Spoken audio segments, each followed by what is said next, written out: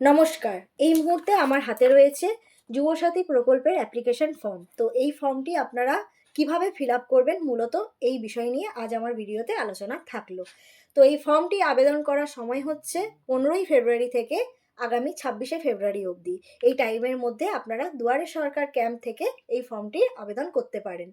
এবং এই form fill up করার জন্য যে মূলত দুটি গুরুত্বপূর্ণ বিষয় রয়েছে, সেই দুটি বিষয় যদি আপনারা কোনো কারণে ভুল ফিল আপ করেন তাহলে কিন্তু এই সুবিধা থেকে আপনারা বঞ্চিত হতে পারেন। তো এই ফর্মটা আপনাদেরকে খুব কেয়ারফুলি ফিল আপ করতে হবে। তো এই ভিডিওতে আমি সেটাই দেখাবো তোমরা কিভাবে এই ফর্মটা ফিল আপ করবে। ঠিক আছে, চলো তাহলে শুরু করা যাক ফর্মটা কিভাবে ফিল আপ করা হয়। এই রয়েছে আমাদের যুবসাথী প্রকল্পের অ্যাপ্লিকেশন ফর্ম। ঠিক আছে, শুরু থেকে দেখুন, একদম স্কিপ করবেন না ভিডিওটা, তাহলে কোনো ভুল হলে আপনারা নিজেরাই বুঝতে পারবেন না। ফুল ভিডিও ওয়াচ করুন। ফার্স্টেই রয়েছে এখানে একটা ফটো চেটানোর জায়গা। এখানে নিজেদের পাসপোর্ট সাইজের ফটো চেটাবেন এবং ফটোর হোয়াইট অংশে নিজেদের সিগনেচার করবেন ফটোর ওপরে। ঠিক আছে, এবার চলুন নেক্সট। এখানে লেখা আছে পরিষ্কার ইংরেজি বড় হাতের অক্ষরে পূরণ করুন, মানে আমাদেরকে পুরো ফর্মটা ইংলিশ ক্যাপিটাল লেটারে ফিল আপ করতে হবে। ঠিক আছে, ক্লিয়ার। নেক্সট, ফার্স্টেই আছে দুয়ারে সরকার রেজিস্ট্রেশন নাম্বার। আচ্ছা, এই দুয়ারে সরকার রেজিস্ট্রেশন নাম্বারটা আপনারা কোথায় পাবেন? যেখানে দুয়ারে সরকার ক্যাম্প বসছে, যেখান থেকে এই ফর্মটা আপনারা কালেক্ট করবেন, সেখানেই আপনাদেরকে রেজিস্ট্রেশন নাম্বার দেওয়া হচ্ছে। ওখান থেকে রেজিস্ট্রেশন নাম্বারটা আপনারা কালেক্ট করে নেবেন। তো যথারীতি যে রেজিস্ট্রেশন নাম্বার দেওয়া থাকবে আমরা এখানে সেই রেজিস্ট্রেশন নাম্বারটা পুট করব। ঠিক আছে, নেক্সট আছে আধার নাম্বার। নিজেদের আধার নাম্বার এখানে পুট করবেন। দেখুন যটা বক্স দেওয়া আছে তটা বক্সে আপনাদের আধার নাম্বার কুলিয়ে যাবে, অতটাই দেওয়া রয়েছে। নেক্সট লেখা আছে উপভোক্তার নাম, মাধ্যমিক বা সমমানের পরীক্ষা অনুযায়ী। ভালো করে দেখবেন নিজেদের নামটা মাধ্যমিকের অ্যাডমিট কার্ডে আছে কি না, সেই নামটাই এখানে পুট করবেন। অনেকের টাইটেল নিয়ে প্রবলেম থাকে, অনেকের মধ্যেখানে অন্য টাইটেল থাকে, তাই জন্যই বলেছে মাধ্যমিকের পরীক্ষা অনুযায়ী, ওই জন্য মেনশন করে দিয়েছে। মাধ্যমিকের পরীক্ষা অনুযায়ী যে নামটা আছে অ্যাডমিট কার্ডে, সেই রকমভাবেই আপনারা ক্যাপিটাল লেটারে মনে করে ফিল আপ করবেন।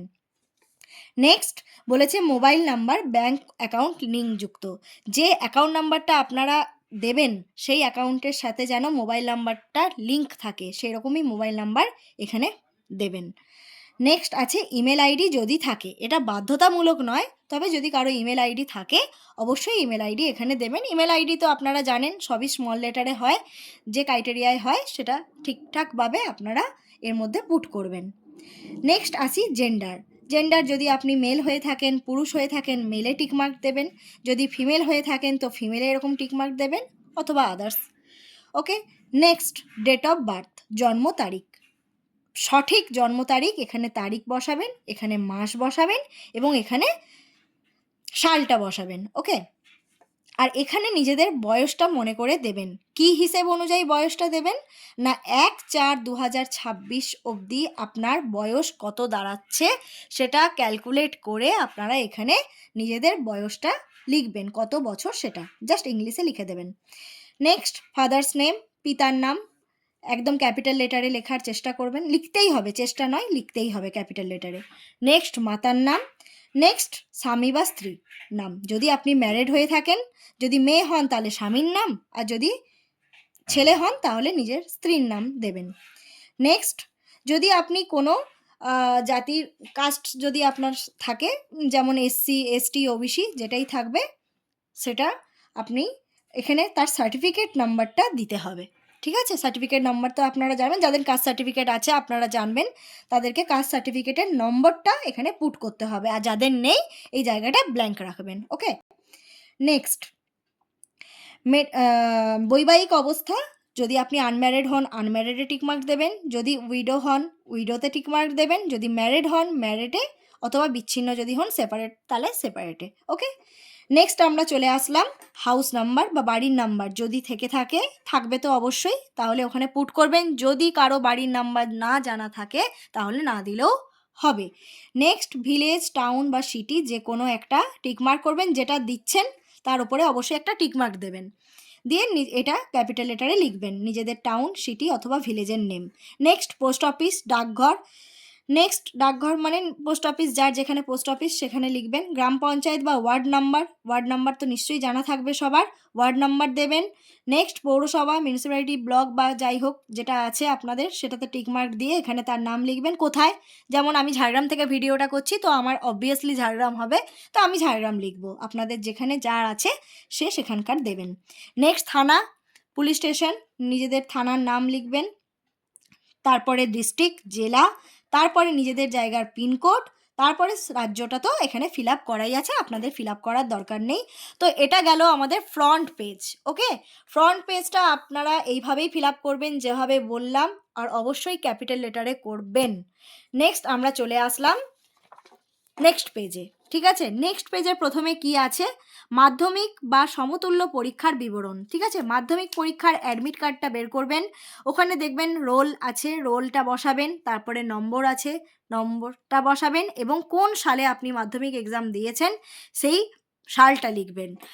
নেক্সট কোন বোর্ড থেকে আপনি মাধ্যমিক পরীক্ষাটা দিয়েছেন, আমি যেমন WBSC থেকে দিয়েছি তো আমি এটাতেই ফিল আপ করবো। ওকে, নেক্সট আপনারা চলে আসবেন বর্তমান পেশা, এখানে আপনারা চেষ্টা করবেন নট এমপ্লয়েড লেখার।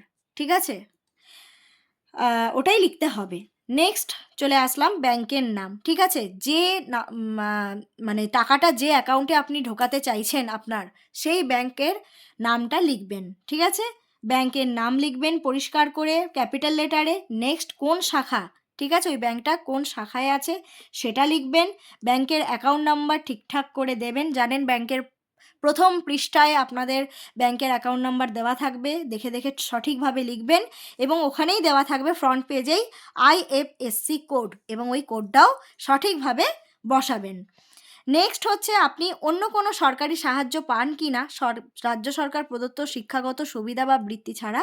তো যদি কোনো সরকারি সুবিধা আপনি এর আগেও পেয়ে থাকেন তাহলে সেখানে হ্যাঁ লিখবেন, যদি না পেয়ে থাকেন অবশ্যই সেখানে না লিখবেন, নাটাই মানে থাকাটা দরকার, কেননা অন্য সুবিধা পেলে আপনাকে এই সুবিধাটা দেওয়া এমনিতেই হবে না।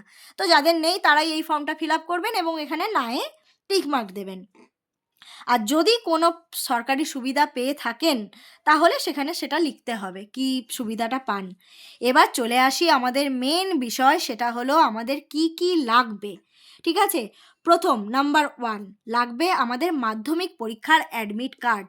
ঠিক আছে, এই ফর্মটা ফিল আপ করার পরে কি কি আমাদেরকে সাথে নিয়ে যেতে হবে, মাধ্যমিক পরীক্ষার অ্যাডমিট কার্ড নিয়ে যেতে হবে, মাধ্যমিক পরীক্ষার মার্কশিট মানে রেজাল্টটা নিতে হবে, নিজেদের আধার কার্ড নিতে হবে, নিজেদের ভোটার কার্ড নিতে হবে, এবং যে ব্যাংকের বইয়ের আপনারা ডিটেলসটা দিলেন সেই ব্যাংকের বইয়েরই পাসবুকের প্রথম পাতার জেরক্স লাগবে, এবং যদি কাস্ট সার্টিফিকেট থেকে থাকে তো সেই কাস্ট সার্টিফিকেটের জেরক্স লাগবে। এইগুলো প্রত্যেকটাই জেরক্স নিয়ে যেতে হবে ফর্মের সাথে।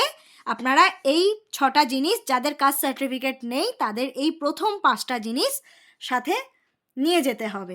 ঠিক আছে, মানে অ্যাটাচ করে ওটা সাবমিট করতে হবে। ওকে, তো এতদূর গেল আমাদের ফর্ম ফিল আপ। এবারে যে আবেদনকারী মানে যে এই সুবিধাটা নিতে চাইছেন তার এখানে ফুল সিগনেচার দরকার। ওকে, তো ফর্ম ফিল আপ হলো এতটাই, সঠিকভাবে করবেন। ঠিক আছে, পুরো ফর্ম ফিল আপে একটা জায়গা রয়েছে যেটা হলো শিক্ষাগত যোগ্যতা সর্বোচ্চ, এটা আমি একটু মিস্টেক করে গেছিলাম, এখানে আপনারা কতদূর পড়াশুনো করেছেন সেটা আপনাদের ডিগ্রিটা এখানে লিখতে হবে। যদি হায়ার সেকেন্ডারি হয়ে থাকে হায়ার সেকেন্ডারি, যদি গ্র্যাজুয়েশন হয়ে থাকে গ্র্যাজুয়েশন। ঠিক আছে, তো যদি মাধ্যমিক পাসই হয়ে থাকে তো মাধ্যমিক পাস, তো এখানে এটা আপনারা দেবেন। এবারে আমি লাস্ট কি বললাম, সিগনেচার করবেন। ঠিক আছে, আবেদনকারী স্বাক্ষর লাগবে, সিগনেচার করলেন। এবার যেদিন আপনি সাবমিট করবেন ফর্মটা জমা দেবেন সেই দিনের তারিখটা দেবেন। এবারে চলে আসি আমরা এই পার্টটায়। এই পার্টটায় আমাদের করণীয় কিছু নেই, এই পার্টটা আমরা ওনারা তারিখ বসিয়ে স্ট্যাম্প দিয়ে আমাদেরকে ফেরত দেবেন, এটা যত্ন করে আপনারা রাখবেন। ঠিক আছে, এটা আপনাদের পরে কাজে লাগবে। এইভাবেই ফর্মটা ফিল আপ করুন, এবং এখন তো অনলাইনেও ফর্ম ফিল আপ চলছে, আপনারা চাইলে ডাউনলোড করেও ফর্ম ফিল আপ করতে পারেন। চলুন, সবাই খুব ভালো থাকবেন, সুস্থ থাকবেন, আসলাম।